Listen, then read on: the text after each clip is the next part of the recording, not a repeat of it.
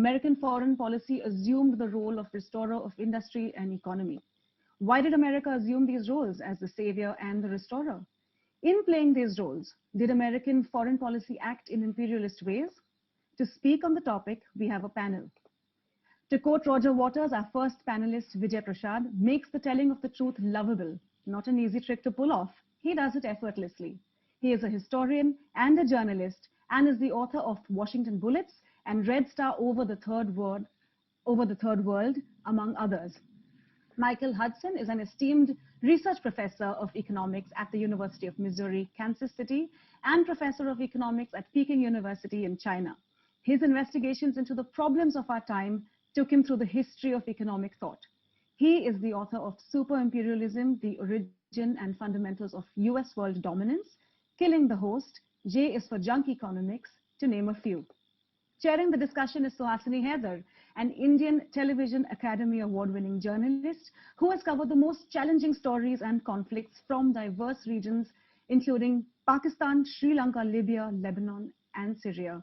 She is the diplomatic editor of The Hindu. A warm welcome to all our panelists. All right.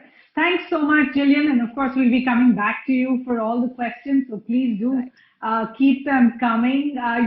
This session is called the Unquiet American. And at various times in recent history, it is the Unquiet American is referred to everyone from John Wayne to diplomat Richard Holbrooke. But actually, what it is referring to is a kind of unsettled sense that the United States of America gives the world, always looking to change something, always looking to fix something, always looking to break some mold and rebuild it in its own image, if you like. Our guests today talk about not just what the U.S. has done, and I should warn you, this is, if you like, the flaming red session of this literature fest. I'm the moderator on one side of this. But what we do have is the building blocks of the narrative building that the US has used for regime change on the one side and economic domination over the decades. And if you look at our two guests, Vijay Prashad and Michael Hudson, what they will do is turn the carpet over for you, show you the little strands and threads that have gone into building the kind of narratives required for the US to do what it has done since World War I and World War II, actually. The truth is, we are not looking to simply do this as an exercise in American bashing. The idea is to look at how the US has evolved in terms of this, of this strategy. And really, what is the future? Is the future going to be different? Because from what we've seen just in the last few days on television, America seems to be on the cusp of some kind of change. What that change will be, of course, we'll turn to our guests for that. So if I could come to you first, Vijay, and talk a little bit about your latest book, Washington Bullets. You've really actually provided us the manual, the how-to on regime change. It's scary because, don't do this at home unless you have adult supervision kind of thing. But really, it makes you think about the words that are used and weaponized. When did a terrorist, one man's terrorist, actually become a freedom fighter, or the other way around? When does a coup become a revolution? How does one judge the size of the crowd? And, while Vijay was referring to all kinds of events, from 1953 onwards, the truth is we're looking at this even today, especially in the age of television, where a crowd of, just 1,000 can look like 1,000,000. And that becomes enough to overthrow a government which may have actually got 100 million votes. So it's the manipulation of your mind, in a sense, when it comes to some of these. Professor Hudson, in fact, has argued instead on the US using these tools, using the World Bank, using the IMF to preserve the US's financial hegemony, that the US is, in fact, when we talk about debt trap today, we talk about China, but in fact, he has recounted the history of the US in giving aid to developing countries, but leaving the world's poorest poorer, in a sense. And that was the subject of his 1972 book. It was updated in 2003, called Super Imperialism, talking about the idea that the rest of these countries that America was dealing with were in fact sub-imperialisms. And that the idea, it was aimed at actually imperializing the seizure of the state. So in a sense, while Professor Hudson has suggested that the driving motive is hegemony and financial hegemony, Vijay, you have really written that the driving motive in each of the cases, whether it was Vietnam, Iran, Guatemala, all over the place, is essentially ideology. It is to end anti-Americanism, to end communism as they saw it. If you were to be asked, is there a template to what you think the United States did? Was it Libya or in Latin America or Southeast Asia? What is the template regime change that the US carried out? Well, first, Suhasini, it's a pleasure to be with you. You are, of course, the diplomatic editor at The Hindu, and I've been working at Frontline, the sister publication, for almost 3 decades. And at Frontline, I've covered these things for almost 3 decades. From the way in which U.S. power was used 3 decades ago in Latin America, all the way till Bolivia, which I covered once more and have been covering right through this election. Michael, of course, your 1972 book, Super Imperialism, is just a classic, and it sits behind much of the thinking that people like, me do, in the sense that, yes, it's a fight over ideology, but the ideology is driven to preserve a certain world order. And that's the world order where, as the United States State Department said in 1947, is that the goal of U.S. foreign policy is to seek preponderant power, to seek primacy. That's the goal. That's not me, writing a motive into them. That was the motive that they ascribed to their own policy. And so that's, I think, important to say. I just want to give you a little story about why I wrote this particular book.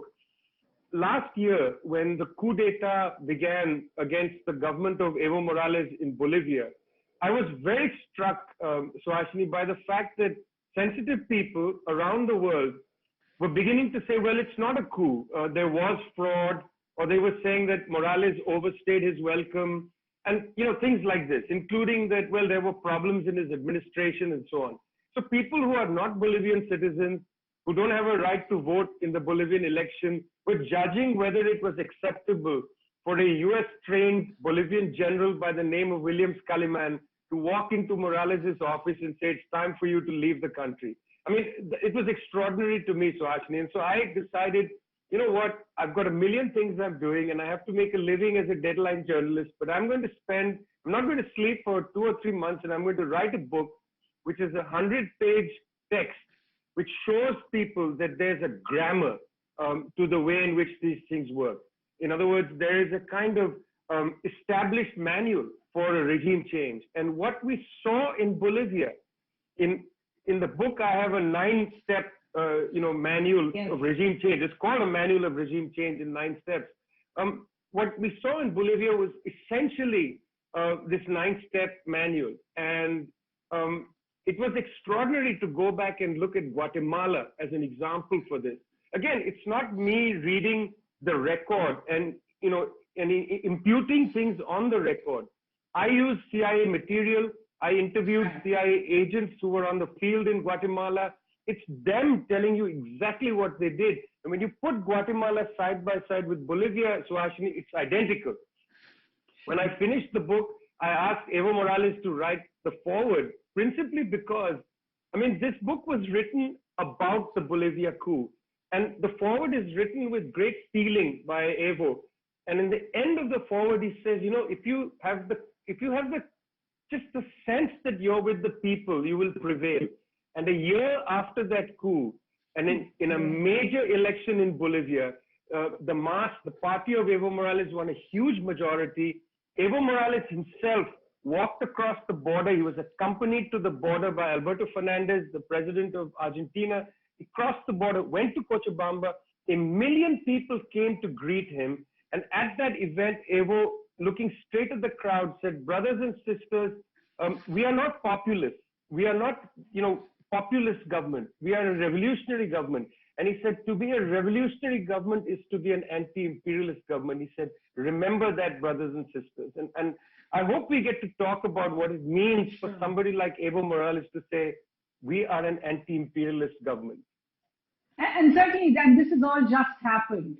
So in a sense, when Evo Morales wrote the foreword to your book, which is certainly very well put, he had no idea that all of this possibly would follow. Now, you mentioned the 9 points of regime change, so I'll just quickly go through them. First, you lobby the public opinion, you appoint the right people on the ground. I should add, you were talking about Bolivia and other examples of where non-citizens who are actually based in the US take over a lot of the narrative building. I think we saw that in Libya as well, when it turned out that one of the telephone calls that was going out, I think on one of the networks every night, of a woman who said, Gaddafi's army is coming, save me immediately, turned out to be someone who was based in the US.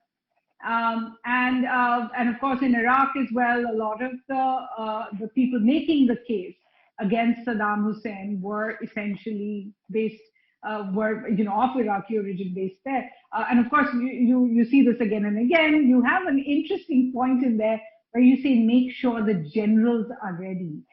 Essentially, are you suggesting that whether or not the US sends boots on the ground in, it is always a military intervention?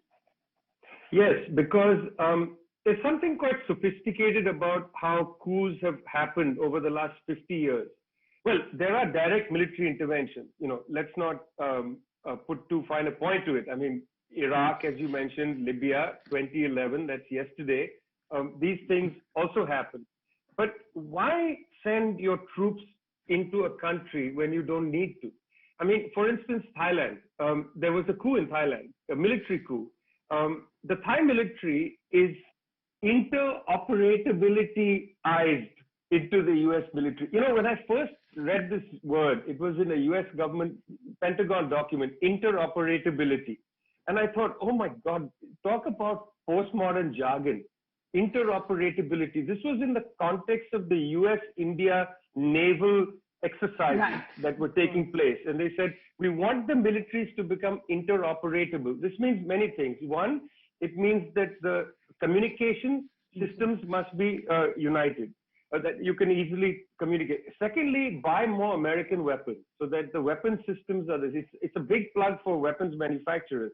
And thirdly, send your mid-level officers to train at our military academies, where they don't just train in battlefield management and so on. They train ideologically. They'll write a master's paper, for instance, on India-China border dispute, and they take a US point of view on it, because that's what the professors will generally be offering. Not always. There are some interesting progressive people that teach at these military academies. I've interviewed some of them.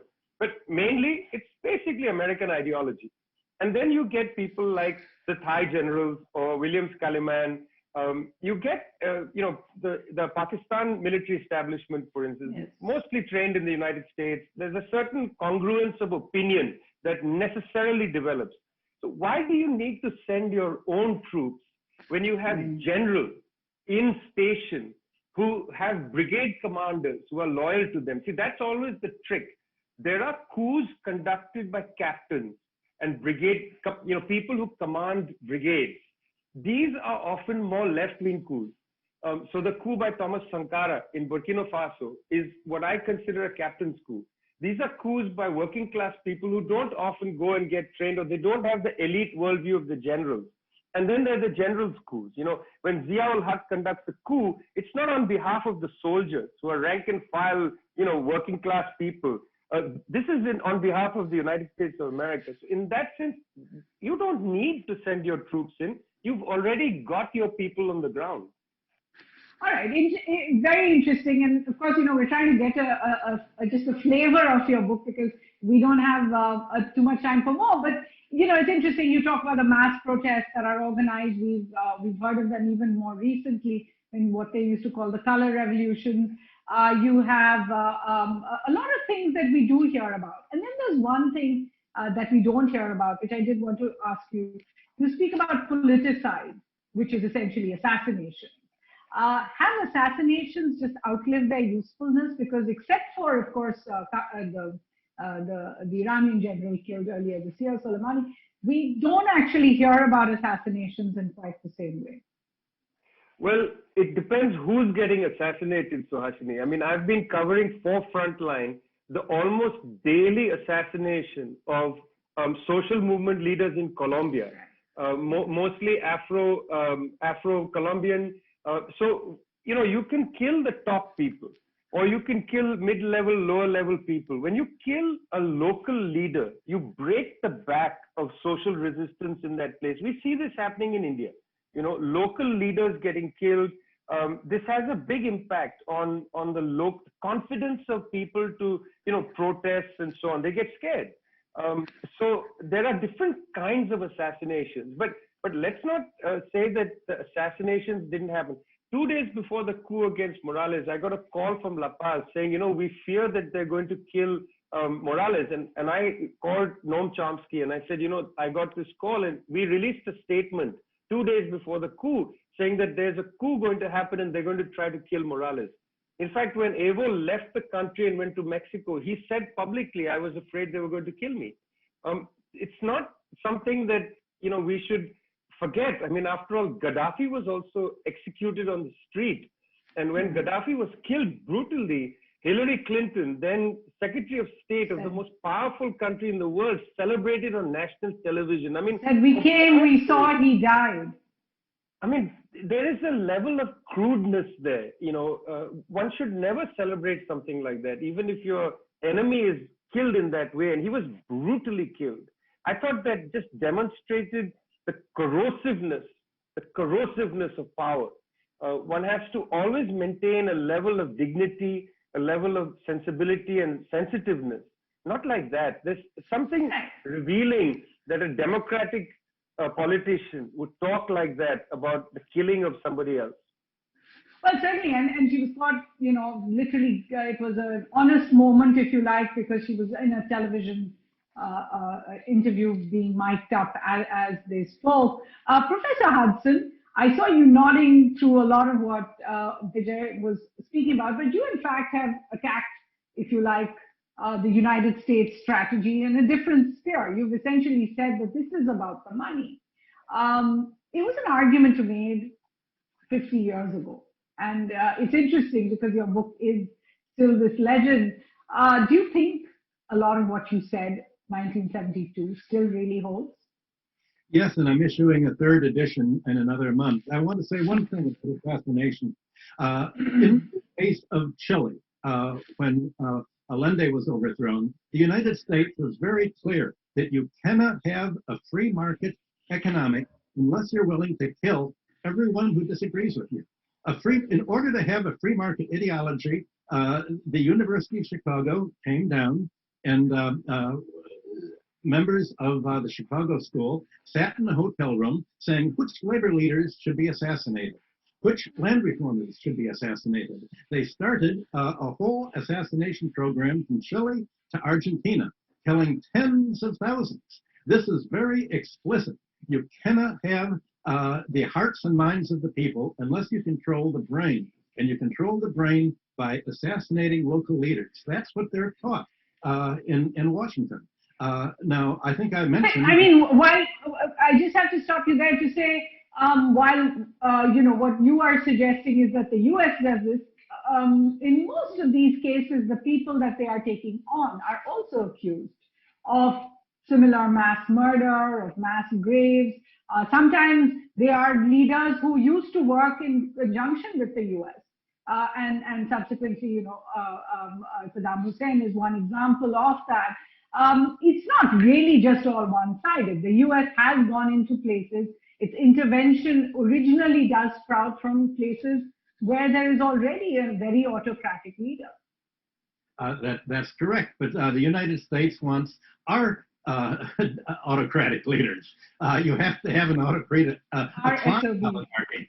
You don't want just any oligarchy. You want one that's very loyal to yourself. And the United States makes sure that the business leaders of all throughout Latin America are personally loyal to itself and loyal to a system that's put in place. And I've spoken mainly about the financial system and the world trade system that's put in place. There hasn't been any military invasion of Venezuela, for instance. But what they did was the Bank of England just took all of Venezuela's gold and has turned it over to U.S. control. The oil industry has structured the world oil trade so that Venezuela and other oil producers can't really get control of the resource rents from their oil. Because for one thing, the refineries are offshore in Trinidad or other countries, and the offshore banking centers. There is transfer pricing. There's a whole financial system that has been put in place to prevent countries from getting the fruits of their natural resources, which is why there's a curse of oil, or in Bolivia's case, the curse of tin and now other minerals. Having minerals, having good land, tin just attracts predators from the industrial nations, and the industrial nations are quite clear that they want to control the raw material supply of the world, and that means putting local oligarchies as estate managers who are loyal to them. They push them through the media. In Chile, for instance, the mass media were controlled by a family that was pushing the Pinochet group. And they closed down every economics department in Chile except for the Catholic University, where University of Chicago ideas were told. So it's really, there is a distinction in ideology, but this ideology is sort of a sugar coating for the forceful means of control that somehow are counted as externalities. Something external to the economic models that they use. You don't find gunboats in mainstream economic theory. You don't find assassinations, and yet if you talk in Washington to diplomats, that's all about. How do we make sure that other countries won't do something that we might not like? And there's an insecurity in these people, as if somehow you need to absolutely control foreigners so that you won't be surprised, so that you know that they will be loyal to your gang, as it were. Interesting. Vijay, of course, refers to it in his book, in the manual, as make the economy scream. But one does have to ask, where is the U.S. benefiting if each of these countries are left ragged after the U.S. actually is able to bring in a friendly government or a government that doesn't oppose them in the same way? I mean, I'm just looking at, every one of these, Afghanistan, Iraq, Libya, and none of these countries have been left any richer. And the U.S. certainly, how does your theory work out if the U.S. doesn't actually get to imperialize or take over its resources in the way the colonials of the previous century did? They have a theory of imperialism. I didn't say that it was an intelligent theory of imperialism. And in fact, throughout history, empires have not been worth the price. England's empire, for instance, leading up to World War II, throughout the 1930s, the United States was the great beneficiary. England would get money from India and from other countries in the Sterling area, and the Sterling area would all run a deficit with the United States. And in 1945, the United States insisted, it made a loan to England, of £5 billion, insisting that England open up the Sterling area and not close it off. And so all the money that India had on deposit in England and other colonies could have in deposit could now be spent on the US instead of on England. So all of the imperialist structure that England had put together, all was given away. And of course, America would be much better off and would profit if Bolivia and Latin America were more prosperous. But there are special interests involved and lobbyists and a mentality on the part of the military, most of them Southerners, who believe that economics should be second to absolute loyalty and control by particular American firms, by United Fruit in Central America, by the mining companies in Bolivia. Particular firms are on the spot controllers of the American policy. And if you read the embassy reports that out of these countries, as I used to do when I was at Chase Manhattan, I'd get the embassy reports every week, and it was very explicit. We want our guys. It doesn't matter whether America would benefit or not in the big picture. They're little picture people, and there's no concept of the big picture. That's the real problem. Although America claims to be internationalist, there is no concept of America benefiting from a prosperous international economy. It's a very narrow control, and America ends up losing, as it did in Vietnam, and as and missing all of the potential that it could get. That it seems like each one of these has been, in fact, a losing proposition, and maybe the only money made could be on the process of peacekeeping and all the rest of that. So I do want to also ask, because one of the great ideas or the conspiracy theories that were believed to be propagated by those like you and Vijay is about America's wars for oil. In other words, that all the interventions would happen in places where they actually got access to oil. But we're looking at a world today where oil is not necessarily the same, it doesn't have the same premium.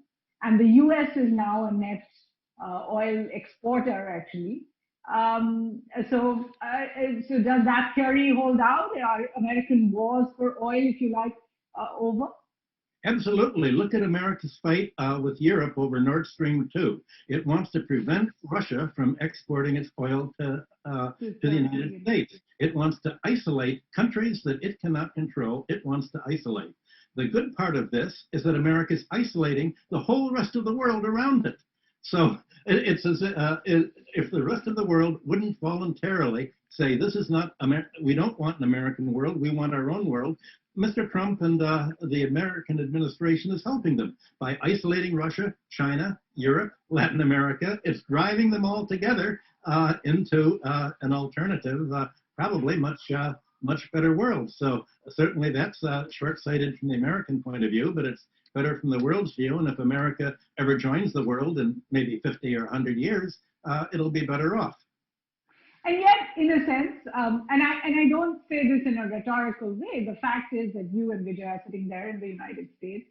I'm sitting over here, and we're all able to speak in free societies, as opposed to many societies where we wouldn't. So the idea being that when we talk about the ideas of Pax Americana versus what could be the future, a Pax Sinica or a Pax something else, is Pax Americana that bad? Well, you say oh, sorry. I'm going to come to you, Vijay, with that question. Yeah. Were you talking to me or? Go ahead, go ahead, Professor. Okay. You say that there can be criticism, but Mr. Prashad's writing is very excellent, but you don't see it in the New York Times.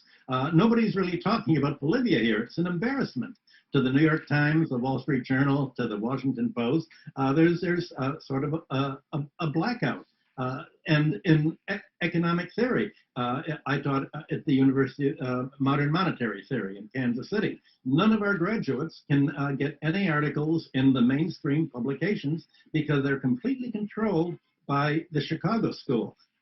There's a kind of a censorship of any kind of criticism, forcing it into the intellectual and media periphery, not in the center. And that means that students who are graduate economic students who want to get hired cannot get their articles published in prestige refereed publications, and so they can't get jobs. So this so there's a censorship is what you're saying. Yeah, in effect, there's a marginalization. Okay, but perhaps not as bad as in many of the other global powers. Vijay, I know you wanted to say something about this, and then we'll move on to the next question I have for you. Well, I just wanted to say that, I'm also the chief editor of Leftward Books in Delhi, and one of my authors, Anand Teltunde, is sitting in jail. I work for NewsClick, a channel in New Delhi, and one of our colleagues, Gautam Navlakha, is sitting in jail. So, I mean, these things happen. I think that we have to recognize that there are contradictions in any system in the world. And there are levels of freedom permitted, but also not so much. And the other thing is the United States also exports its unfreedom. I think this is important to recognize that whatever modicum of liberalism is permitted within its territory, it's not permitted outside. I mean, 4 years before Michael published Super Imperialism, Samuel Huntington published a book called Political Order in a Changing Society. Now, Sam was a person who was listened to by every American administration, by the State Department. And in that quite terrible book, Suhasini, he essentially argued that in territories in the third world, they needed military domination. You needed a military government to modernize the country. It was known as military modernization. They in fact created a theory, different standards. So they export illiberalism and then create this sort of faux liberalism at home, where it's often hard to say there's censorship because there are these kinds of things. It's hard to get published. It's hard to be taken seriously. The New York Times did write recently about Bolivia after the major victory by Mas, but the article that they ran attacked Evo Morales. After all this, they returned to attacking Evo Morales. Now, I mean, is there censorship? Is there no censorship?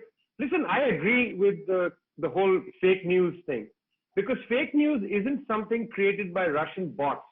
It was the New York Times that took the American people to war against Iraq. It was Judy Miller's reporting, which was given front page coverage by the New York Times. That's fake news. When the mainstream press, the Washington Post, the New York Times, and so on, regularly writes articles saying the economy is doing just fine. This is before the credit crisis, 2007-8.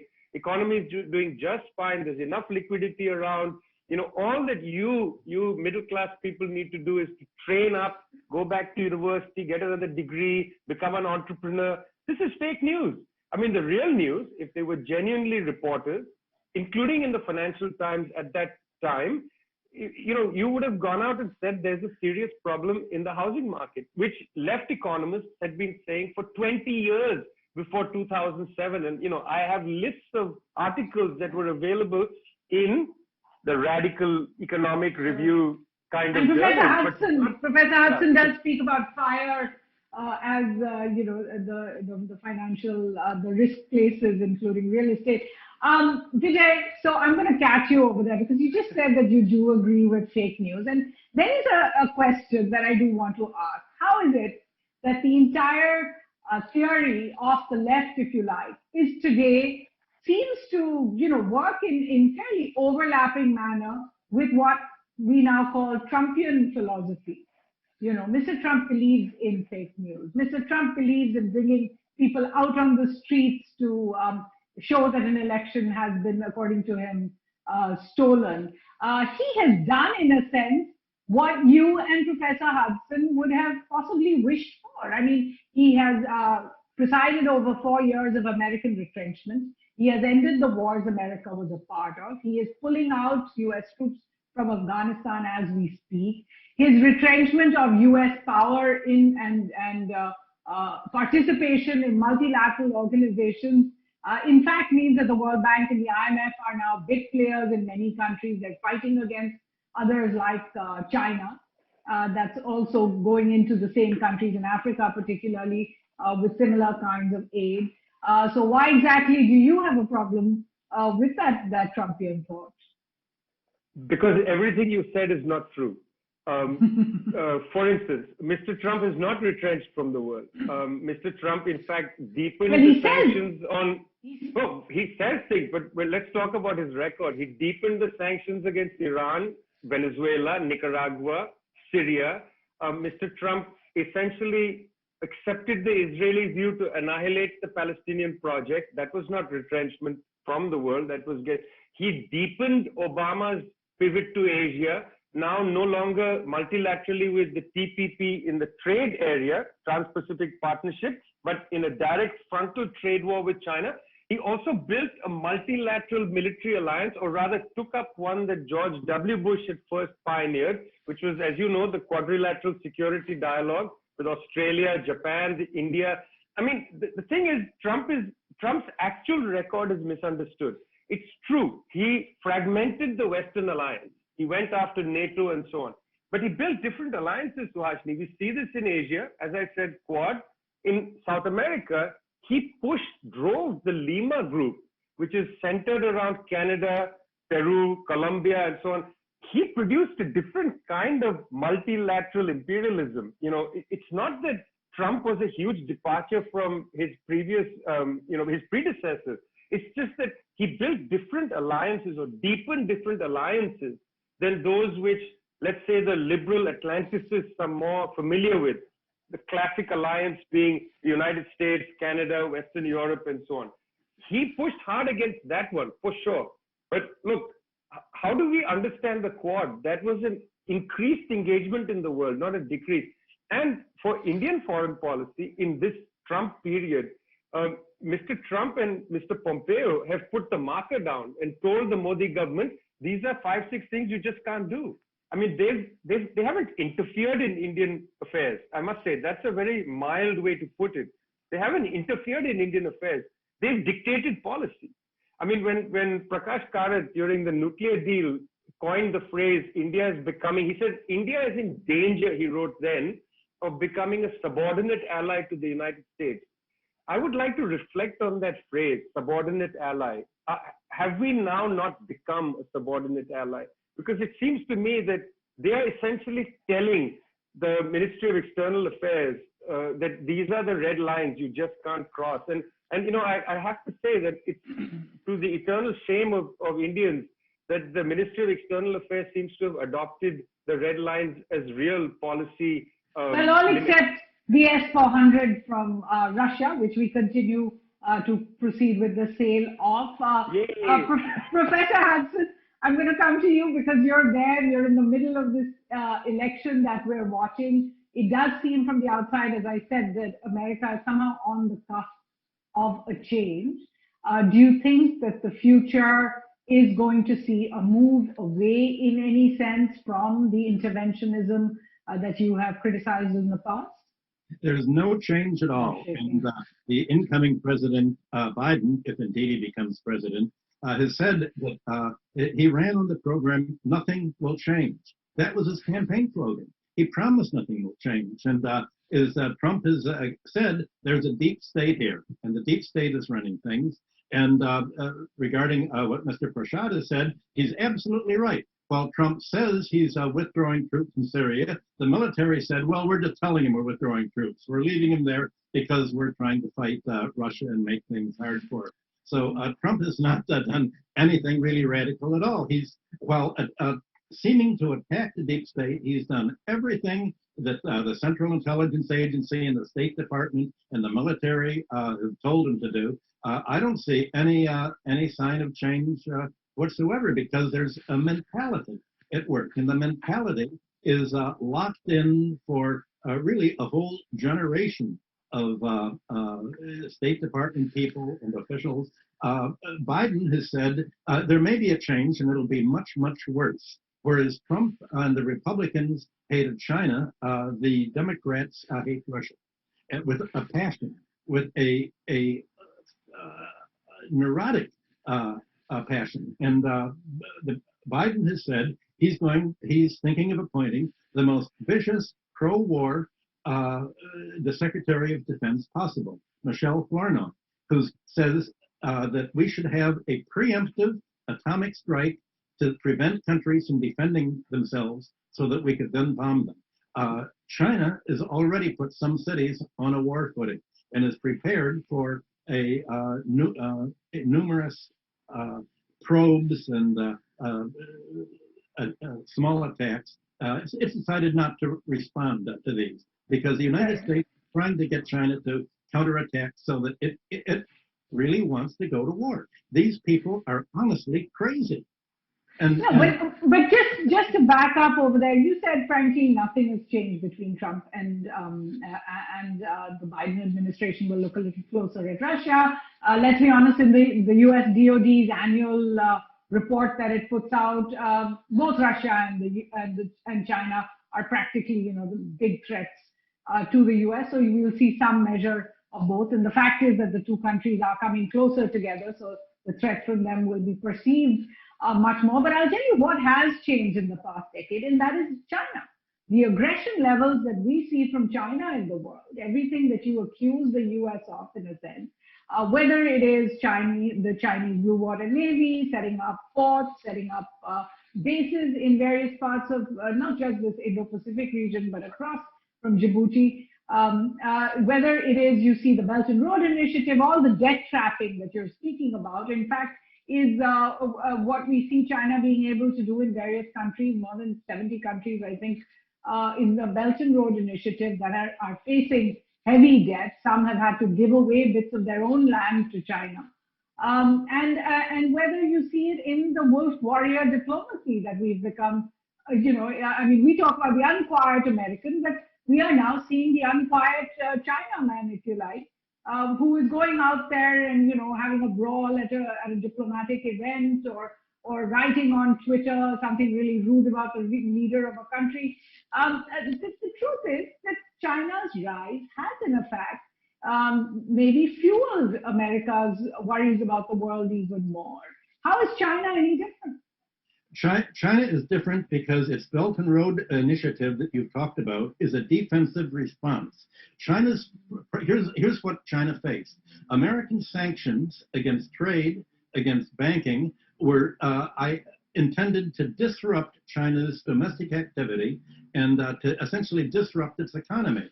China's defense is to work with Russia, Iran, and the Shanghai Cooperation Organization in order to protect itself from America's sanctions disrupting its economy. And so it's creating an alternative to the American system of the World Bank, the IMF, and the control of these countries. It's really very much like the fight between Athens and Sparta. This was not a jealousy of a new country. Sparta was the oligarchic country.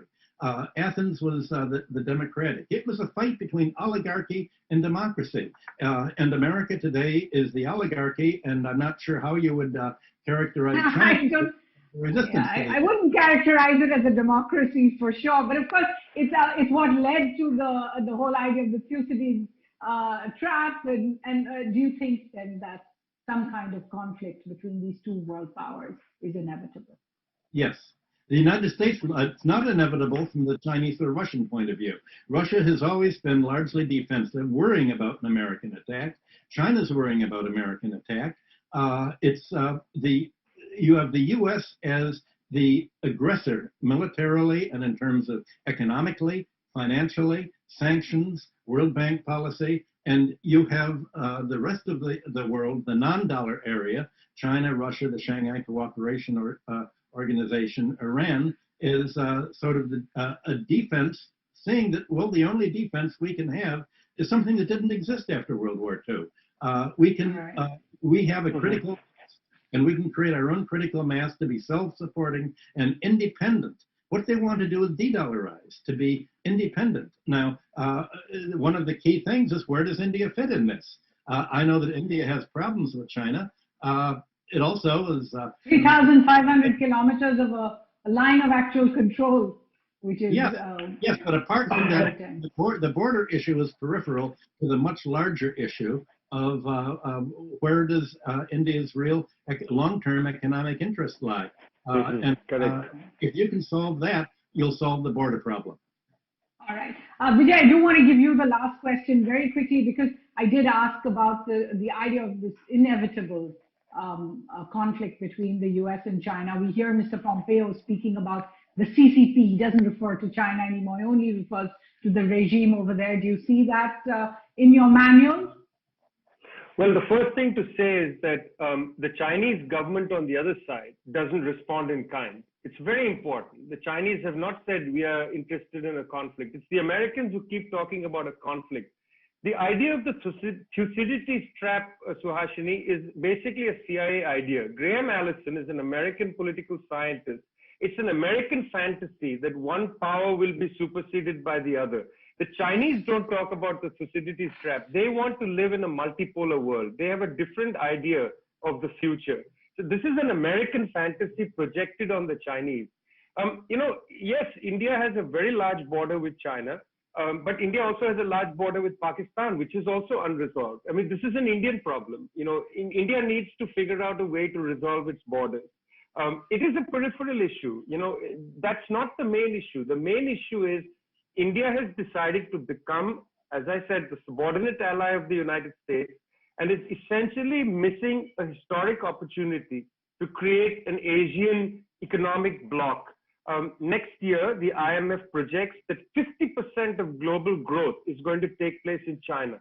I mean, India is making a strategic error by linking to the United States and not having a non-aligned foreign policy. Why not have a non-aligned foreign policy, which is our historical foreign policy since independence, and deal with all powers? Why are we getting involved with the quadrilateral security dialogue, which is an aggressive pact with Japan, Australia, and the United States against China? Why are we I'd make the case because these are like-minded countries. These are democracies.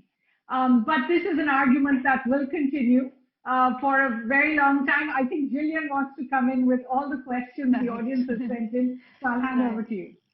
Thank you. Thank you to our speakers. This has been a really interesting conversation, but we've got a host of questions from our viewers across different platforms. So our first question is from Rodashi Das for Professor Hudson. Professor Hudson, do you think that China acquiring the position of world's largest economy will affect the dynamics of US intervention?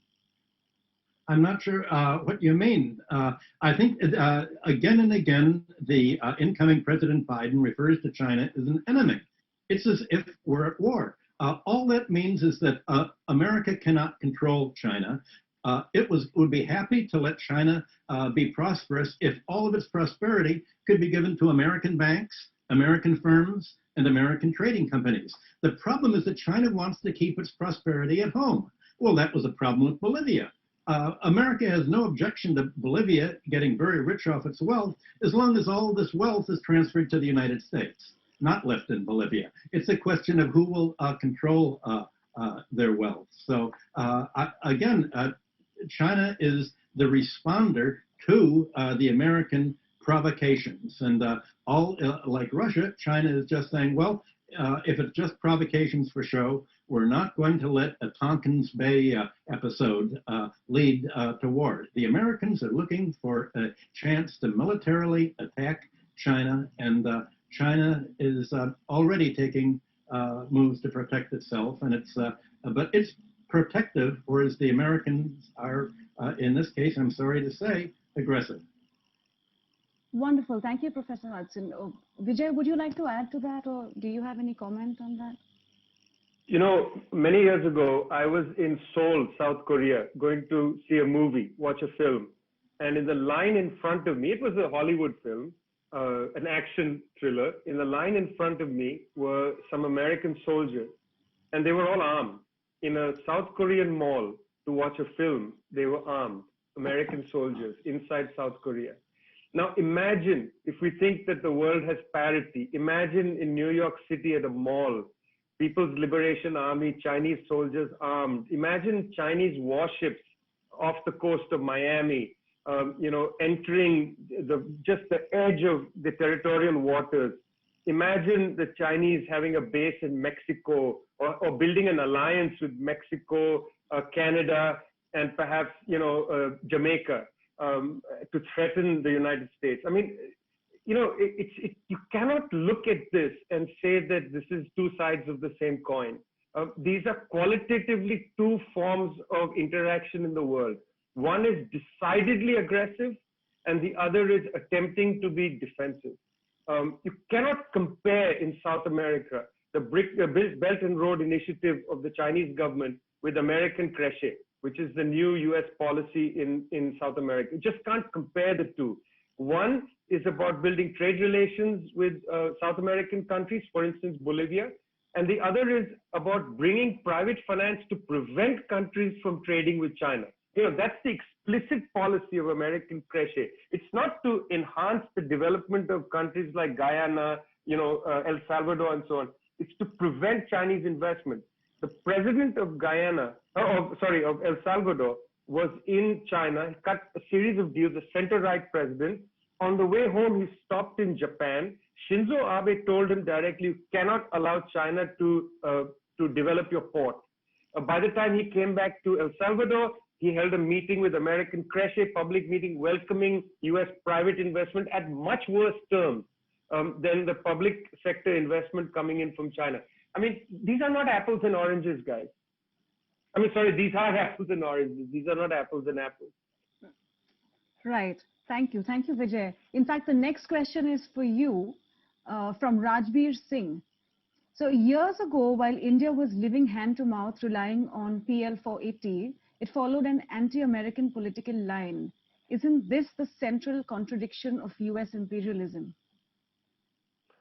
Which is that it provides what, PL 480 funds at the same time as you take it? No, look, these are policies. The United States was trying desperately to undercut India's relationship with the USSR at the time. And India's foreign policy at the time was sophisticated. It was a non-aligned foreign policy. You'll remember that India sought development aid from everybody. There was, in all these big factories in Bokaro and different places, there was German aid, there was British aid, there was US aid, there was Soviet aid. I mean, in that sense, India played the angle, played an excellent game of billiards. You just play the angle and let everybody come and invest in your country, and you harness that money how you will. Now, the problem is, of course, India made a series, to my mind, of grievous errors. Didn't invest in health, didn't invest in education, didn't invest in nutrition. If you compare India and China from 1949 to the present, the record is scandalous. In China, they were able to quell hunger, take care of poverty. The Maoist period, for all its terrible errors, was able to lift the human development of the population. In India today, 700 million people are not sure about their meals. I mean, it's a completely different situation between the two countries. But the main point is, despite the fact that the development agenda in India was really not very well produced in terms of the human development of the public, the government still was able to play the angles between the different powers. So yeah, India got PL 480 money, but look, even that, what was that? It's peanuts, tiny amounts of money. And often it was surplus grain from the United States. It was the government subsidy within the US. The government essentially was buying surplus products from American farmers, shipping it out as aid. It was an internal subsidy for its own economy. And I mean, it's not that it was a huge humanitarian gesture. Let's be clear about that. Mm-hmm. Right. I hope this answers your question, Rajbir. We have time for a couple of more questions. Yeah, may I make it? No country has received any PL 480 money ever. They've only received it in the form of crops, and in exchange, the countries have to India and other countries turn over domestic currency equal to the value of PL 480 to the United States to spend domestically. The purpose of PL 40 aid is by giving away inexpensive food that prevents other countries from growing their own food. It crushes the domestic food producing market and obliges other countries to produce other crops than food, and that enables the United States to put sanctions against food if these countries do anything that the United States doesn't like. For instance, the sanctions that America put against China in the 1950s. Don't export grain to it. Canada broke that, but the attempt was to starve China. The food sanctions against the country, against Russia, were used, for instance. So the PL 480 is one of the most vicious imperialist, destructive tactics of the United States. And I describe that in my book. Thank you. Thank you, Professor Hudson, and thank you, Vijay. Our next question is from Mudit Jain. Will any country occupy the space USA has vacated as the leader of the world, or what will be the scenario? This is an open question. Anyone? Michael, you want to start? Well, as you just pointed out in your last comment, the other countries want a multilateral world. The United States wants a unipolar world. The United States says will only accept a world that it controls. Other countries want a world of equals and a rule where they can be independent of the American challenge or the American threat. So again, the question is, what kind of control are you going to have? And well, the problem is that America is in control of the large multinational oil and mining and other countries that siphon off the wealth of other countries. Other countries who want a multinational world have a common interest. They want to keep their wealth at home. That's what the real fight is. Look, I mean, I quite agree, and I'd like to say that India begins its tenure once more as a non-permanent member of the Security Council. We just saw India and China have side discussions at the virtual Shanghai Cooperation Organization meeting. I very much would like to see an Indian government, work in a multipolar way. Try to lift up the attempts made in the 2000s around the early formation of BRICS, which is now, not really lived up to its expectations. India is a member of the Shanghai Cooperation Organization. It's very important for India and China to talk bilaterally about the various outstanding disputes, but also to work together at the Security Council. I hope very much, and this is a silly, naive hope. I mean, I'll admit that, Jillian. But I hope very much that India in the Security Council doesn't provide just an additional vote for the United States, but votes for the world interest. I mean, we have a General Assembly. The world needs to strengthen the General Assembly, make it count more. I mean, why should the Security Council, why should the 5 permanent members, in a sense, why should the United States dominate the agenda of the UN? Shouldn't we be listening more to the General Assembly? Every year, for year upon year upon year, 187, 188 countries vote to end the embargo on Cuba. Every year. And every year, the United States stands alone with 2 or 3 other allies. Why can't the General Assembly's views be taken seriously on issues such as this? It's about time that India has a more robust returns to some of these old policies around Cuba, for instance, around Palestine. We need to talk like that because, frankly, I'm fed up with, with realism or with this belief that let's just go with the flow because, after all, the Modi government is going to go in this direction. No, the Modi government is the government of India. And the Indian people, 1.3, 1.4 billion people, have a variety of viewpoints. More than anything else, I feel that the government of India should represent the fact that we have a non-aligned history, that we have fealties to the Charter of the United Nations. We accept the important resolution that says the process of liberation is irresistible. The UN resolution, I quoted in the book. Very much hope that when India gets into the Security Council again, at least on these important pressing humanitarian issues of Cuba, Palestine, and so on, India charts an independent policy. Absolutely, absolutely. Thank you, Vijay. We have one last question.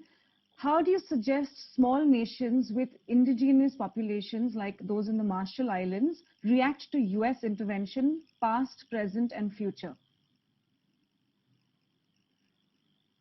Okay, Michael, maybe I'll go first on this. The most important issue for small islands like the Marshall Islands, there's 3 issues. One is rising sea levels.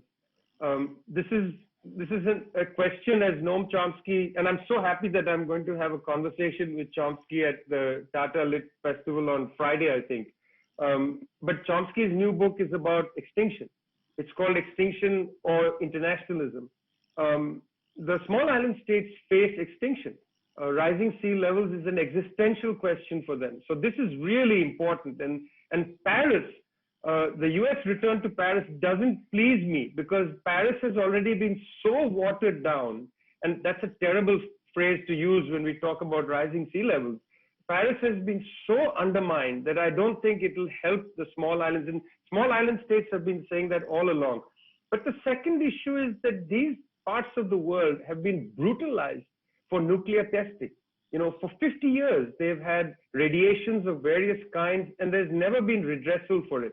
The Solomon Islands, the Marshall Islands, and so on, like the people of Diego Garcia, you know, the Chagos Islands, the people of the Chagos Archipelago, have for years attempted to get some recompense for the expansion of the US military, the use of their islands for, you know, testing nuclear weapons or housing nuclear weapons, whether this is Okinawa or Diego Garcia or it's the Marshall Islands. This has got to be a pressing question. Justice for the people of the South Sea Islands is absolutely necessary. That's wonderful. Professor Hudson, if you would like to add some last comments. I think he said everything. I guess he could have added Okinawa to the list of people who are suffering. But there's obviously these small islands have little power of their own. All they can do is appeal to world opinion. But Mr. Prashad has said everything that I can say. Thank you. So, Suhasini, we would love to hear any last remarks from you before closing the session. All I can say is I do see the idea that, you know, realism is say that you need a return to ideology, but at the end of the day, we are living in a world that is almost crushed by all these various forces, the rise of China, as I said, the retrenchment of the US, regardless of the idea that the US still remains engaged in a lot of things. There are a lot of places where we are now seeing spaces. The rise of populists around the world in democratic societies who are essentially, you know, majoritarian, anti-immigration, xenophobic, and all the rest of that. And in a world like that, what we really need now is leadership. While nobody wants to see a return to the old style leadership or the old style post-World War United Nations that still has not been able to reform itself, the fact is that the world is very desperate for some kind of leadership. I think what we've heard today is an extremely interesting but alternate idea of the world. I'm sure Tata is going to have on a lot of various views, a lot of pluralistic views. We should, to be fair, get those on to defend the United States' view of how it has conducted strategy over the last few decades. But I really just want to thank both our guests. They've been extremely interesting, and this has been a live wire session. Absolutely. Thank you so much, Professor Hudson, Vijay Prashad, and Suhasini Haidar, for this extremely relevant and compelling discussion, and to you, our audience, for being at Tata Literature Live 2020. Thanks to our title sponsor, Tata, and co-sponsors, Tata Steel and our project. You can buy the book discussed during the session from our bookstore partner, Tata Click. With that, we wrap up day one of Tata Literature Live. Coming up tomorrow is a host of exciting workshops and storytelling sessions. Do log in for those as well. Have a lovely morning, afternoon, and evening ahead.